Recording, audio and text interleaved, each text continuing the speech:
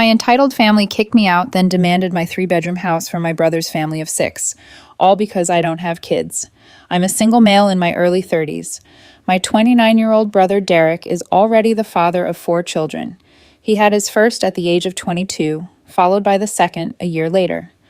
The third 2 years later, and the fourth just a few months ago. His wife, my sister-in-law Tiffany, and I do not get along. She constantly tries to get a rise out of me by acting superior, then becomes an intense, self-victimizing drama queen if I retort in any way. She can cry in an instant and put on an exceptionally convincing performance to get pity from almost anyone. My parents and brother adore her, despite the fact that they are fully aware of her true nature. They don't care. She's really attractive, I'll grant her that. But she's so horrible that I could never be drawn to her. She also refuses to work, despite having a college degree. My mother cheerfully helps with the kids all day, so their entire financial situation is based on my brother. This also means they can't afford to live any place other than my parents' house. Privacy is a concern with all of them, living together in a three-bedroom house built in the 1960s. Growing up, my younger brother was the clear favorite. We are 3 years apart in age, yet he acquired a superiority complex since I was severely punished if I responded to his shenanigans in any manner. Back then, it was clear that my parents cared more about him because he got the lion's share of everything, unless other family members called them out on it, which happened quite frequently. That's why my parents packed us all up and moved us around 150 miles away from them, so they only saw us on vacations because it was a 3-hour drive. Derek was physically abusive to me on several occasions. He flirted excessively with my first girlfriend until she broke up with me. He laughed at any disaster I experienced. When I was upset, my parents would just tell me to suck it up. Derek learned early that he could say anything to me without consequences. "You're pathetic," he used to say. "A complete loser who will never amount to anything." I only received equal treatment when my parents needed to maintain appearances. I confess it was amusing to see the expressions on their faces when they had to treat me equally with my brother on birthdays and Christmas because other people were present. We had nosy relatives who liked gossiping and drama. So my parents tried to disguise what was actually going on and threatened to take away all of my belongings if I didn't keep my mouth shut. If anything, it made my parents happier when I turned 18 and moved out because it meant they no longer had to provide for me. I wasn't quite done with high school when I moved out, but couch surfing was far preferable to living with them. Since leaving home, I've kept in touch with a few people. They didn't even attend my high school graduation, but I didn't care. From that point forward, I would only see my parents and brother on holidays just like the rest of the family. The beginning of the 2020 pandemic was not kind to me. I lost my work and was unable to renew the lease on the apartment because my roommate also lost his job. Neither of us could afford the property with unemployment money. It was a rented 2-bedroom condo that I absolutely enjoyed. As the lease expired, my roommate departed early to go back in with relatives. I had to sell practically all of my belongings since I would be homeless if I didn't downsize drastically. I definitely shouldn't have rented such an expensive house, but I enjoyed living the high life until it didn't treat me well. I realized I should have lived somewhere cheaper, so I could have saved more money to fall back on. But I had a plan. I own a truck because I've always enjoyed trucks, so I got a $1,000 camper in decent condition and mounted it on my truck so I could live in it for a bit. It was supposed to be temporary, but I ended up living in it for much longer than I had anticipated. I was hoping to be able to live out of the camper at my parents' house, where my brother and his family also dwell. But when I asked my parents if I might stay for a while, they said they had a full house and didn't want me there. Plus, we hadn't gotten along for the past decade. They stated they'd only let me park my camper there if I paid them about what it would cost to rent an apartment in my neighborhood. That was far too much just to park my camper. I was unemployed and attempting to save as much of my unemployment benefits as I could until I could find a new job. With the rent they were asking, I could have easily lived in an apartment. My folks termed my camper an eyesore and urged me to take a walk because we couldn't agree. That's when Derek showed his true colors. He came outside with Tiffany, both of them laughing. Derek pointed at my camper and said loud enough for the neighbors to hear, "Look at this homeless bum. Can't even afford a real place to live. You've always been a failure and you always will be." Tiffany added her own venom. "Maybe if you weren't such a loser, you'd have a family and a real home by now, instead of living like a vagrant." I felt my face burn with humiliation, but I didn't respond. I just smiled. On the first night when I had nowhere else to go, I slept in my truck camper in a store parking lot. I was terrified that someone might try to break in. Needless to say, I did not sleep well that night. I had nowhere else to go because any other relatives who owned houses were rather far away. All of my pals were in apartments. I was also really tied to my surroundings, so I didn't want to just leave. Finding a safe area to park was tough. I began seeking a job similar to my old one.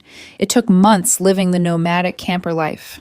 At the time, I had to deal with everything from beggars and drug users to people telling me to leave because my camper was an eyesore. After months of living like this, I eventually found a new job. I had to relocate to a neighboring city to find work that did not entail retail. I worked in retail during college and swore to myself I'd never do it again. But I was almost ready to break that promise. When I finally found a new job, I essentially lived in the back lot of the building by the warehouse. No one else appeared to bother utilizing the old employee parking spaces because they were so far in the back that the area was almost forgotten. My boss, the firm owner, actually preferred this arrangement because I was willing to work any shift I could get as long as I got enough sleep. He even let me remove the camper from my truck and park it in one of the slots so I could drive around without it. I was almost always available when they needed me and worked nearly every day of the week. My boss allowed me to plug my camper into the building for power and water. I paid a small amount of rent by working for free on Sundays when only the janitor and security guard were in the office. I got a lot of overtime pay and learned some new skills from other employees. Eventually, midway through this year, I secured a better position in the company as a supervisor and began earning a higher pay than my previous employment. That's when I decided I wanted a home. The scare I experienced from losing my condo made me realize I wanted something far more dependable in the long run. I looked for something close to work and discovered a 3-bedroom manufactured home on a small plot of land just 2 miles away.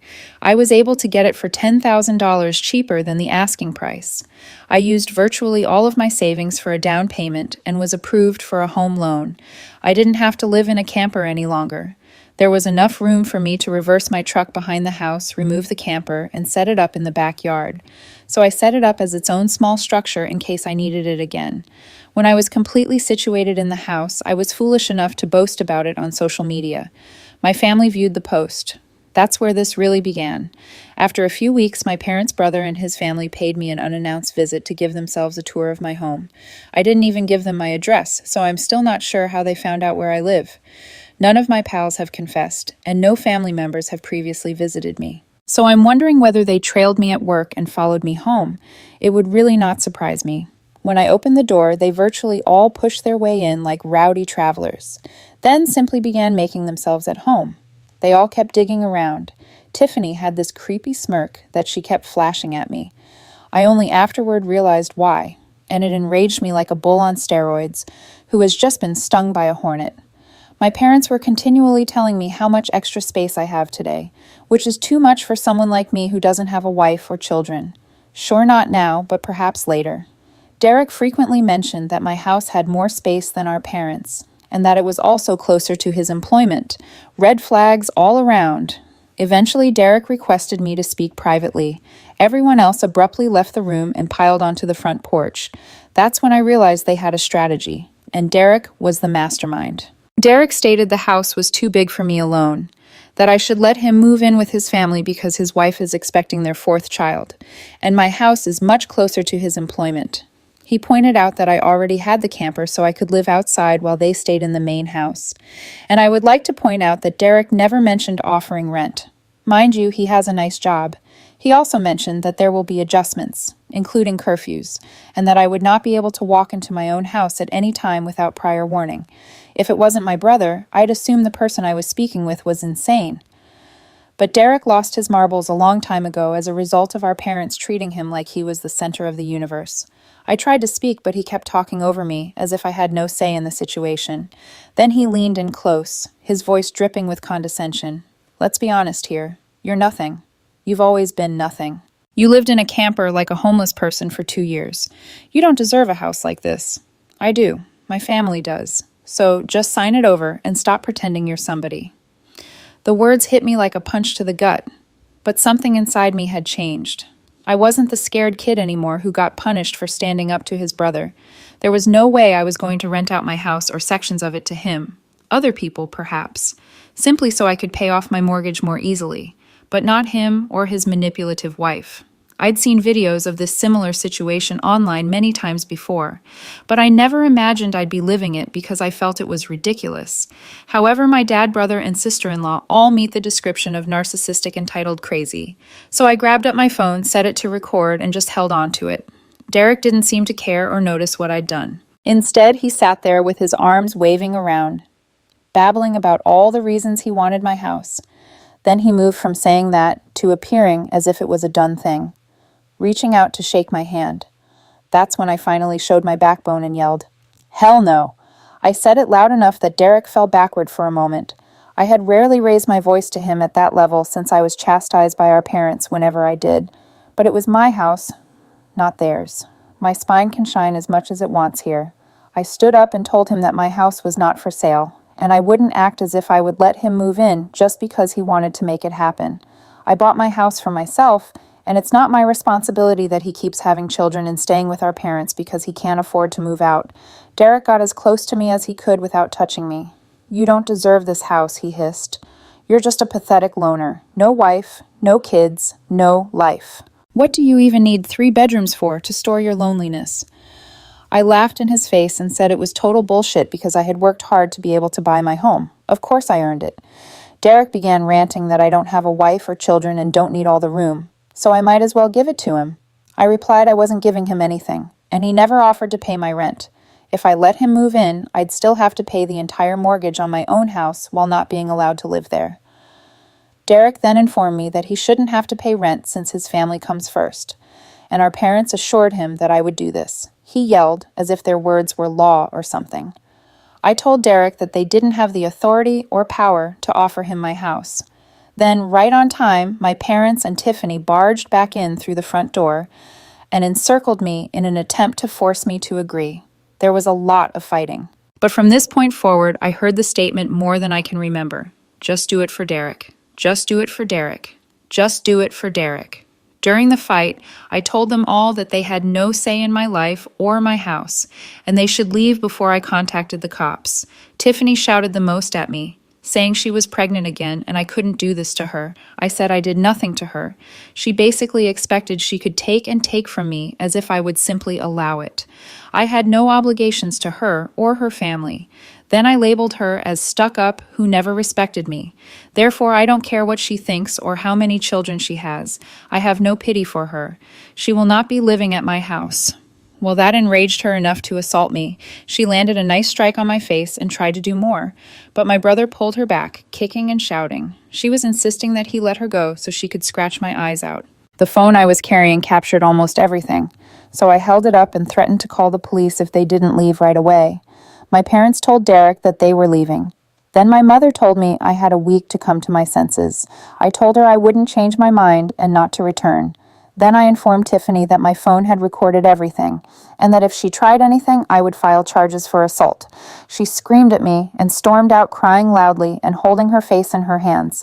My mother was the last one out the door, telling me that I needed to do this for Derek and Tiffany. I just smiled and closed the door in her face. After kicking out my parents' brother and sister-in-law for attempting to force me to hand over my new house to my brother, I immediately took to social media to tell the entire family the story. I posted about it because I knew the first thing my family would do when they got home was try to alter the events to make me the villain. And I was precisely correct, but I had about an hour to get started before they arrived. And I had video evidence to back up my story about what they did. Being proactive paid off since I quickly gained support from a large number of family members. My dad, Derek, and Tiffany may have been planning their own post, but it was too late, so they didn't bother attempting to lie much. They had a few flying monkeys to help them, but not much else. Many others already knew how entitled they were, so what happened was easily understood and accepted. Then my phone exploded. 47 missed calls by the next morning. 19 from Derek, 16 from Mom, 12 from Dad. The voicemails ranged from furious to pleading. "You're going to regret this. That was Derek at 11:23 p.m. How could you humiliate us like this?" That was Mom at 11:45 p.m. "Take down that post right now or you're dead to us." That was Dad at 12:17 a.m. "You think you're so smart? I will make your life hell." That was Derek again at 1:34 a.m. Please just think about the children. They need space. That was Mom at 2:56 a.m. You've destroyed this family. I hope you're happy. That was Derek at 4:22 a.m. I listened to each one without expression.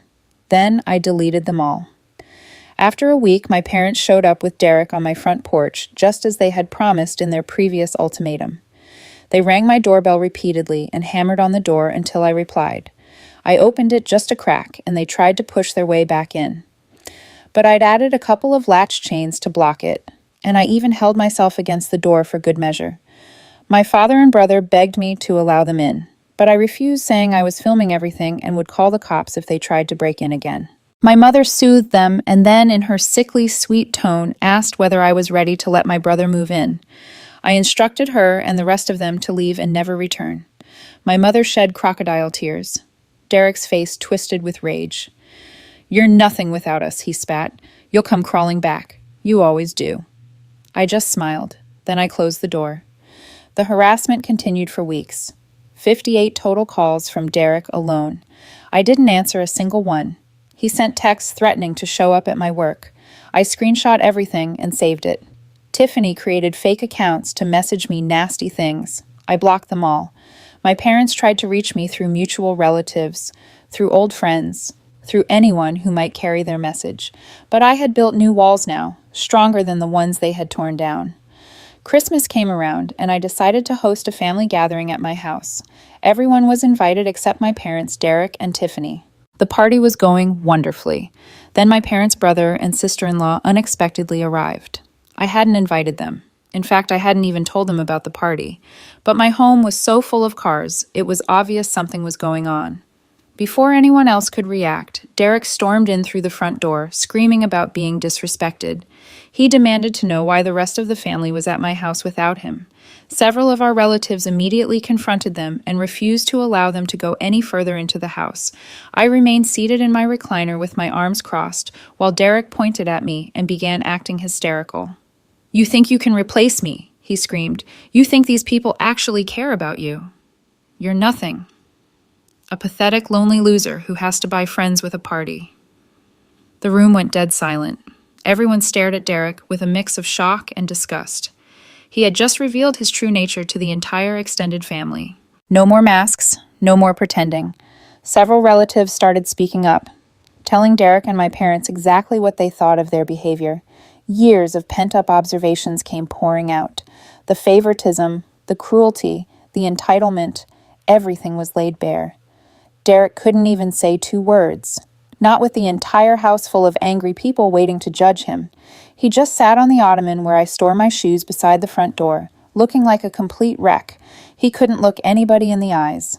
By this point, he had been so humiliated that his and my parents' reputation in the family had been entirely ruined, because everyone had taken off their masks. Soon after, my parents, brother, and sister-in-law all fled in defeat. The celebration resumed, and we all avoided discussing what had just happened for the remainder of the evening. I was congratulated for being a far finer host than my parents ever were. And we all promised to do it again next Christmas. After Christmas, Tiffany eventually stopped making apparent digs at me and erased all of her prior posts. However, just after the new year, she posted a new post whining about how she tried to get my parents to buy a camper like I did, so it could be put up in the backyard and Derek and his family could use the entire house as their family home. Well, it's never fun to taste one's own medicine. My parents strongly oppose the idea. I've heard that no one is going to force them out of their own home, let alone their main bedroom. The post was only online for a few days before Tiffany took it down, and she hasn't posted anything since then. Derek cannot afford to relocate his family out on his own salary anytime soon. I would not be surprised if they have another child within the next few years. Things have settled down for me since then. I've even asked some pals around for poker night. I'm terrible at poker because I can't remember anything, but who cares? We get to drink beer and eat junk food while acting like morons. Maybe around the summer, I'll look into dating someone. I am not exactly getting younger here. Fingers crossed that everything goes smoothly. My camper is currently sitting idle in my yard, and I'll admit that some days I go out there just to spend time in it. I lived in it for 2 years. It feels like my second home, and maybe one day I'll be able to utilize it for camping as intended. I've never gone camping. My folks thought it was a waste of time, so this will be an entirely new experience for me. This is pretty much the conclusion of what transpired. My parents, brother, and sister-in-law have all steered clear of me. In fact, they appear to have returned to their previous behavior of ignoring me before I purchased a home. Not that it worries me at all. It's better that way. But they will inevitably return in some form. I know they will. I wonder what idiotic thing they'll do next. But whatever it is, I'll be ready. Because I'm not the scared kid who got punished for standing up anymore. I'm the man who built himself up from nothing, who lived in a camper for 2 years, who bought his own home, and who learned that the only family that matters is the one that actually cares about you. If this story stayed with you, stay close. More are coming.